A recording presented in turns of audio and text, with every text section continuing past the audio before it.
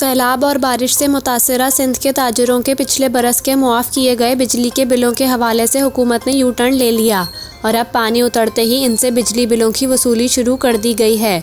वज़ीर आज़म शहबाज शरीफ ने गुज़िश्ता साल बरसात और सैलाब के आफत ज़दा करार दिए गए इलाकों में 2 माह के बिजली के बिल माफ़ करने का ऐलान किया था।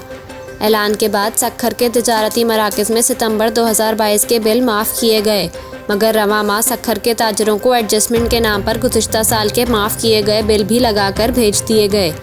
इस हवाले से ताजिरों का कहना है कि कारोबार ना होने के बराबर है। ऐसे में हुकूमत की जानिब से यू टर्न लेकर इन पर अचानक से बम गिराया गया है। एक ताजिर ने कहा कि इस इलाके को आफत ज़दा करार दे दिया था और इसके बाद सारे यूटिलिटी बिल्स माफ़ हो गए थे। कोई बिल नहीं था, लेकिन अब एकदम बिजली के बिलों के अंदर पैसे लगकर आ रहे हैं। एक और ताजिर ने कहा कि ताजिर बरादरी बहुत परेशान है। एक तो जून का बिल आपको पता है कितना ज़्यादा आता है, दूसरा सितंबर का बिल भी इसमें एडजस्ट कर दिया गया है। एडजस्ट करने के बाद वो बिल लाखों रुपए का हो गया है। ताजिर बरादरी का कहना है कि इस माह फिर बिल लग के आया है, तकरीबन 27,000 रुपये। कारोबार की पोजीशन ये है कि आप खुद देखें कि कारोबार बिल्कुल नहीं है। उन्होंने हमें रिलीफ दिया, इस साल अचानक हम पर बम फाड़ दिया।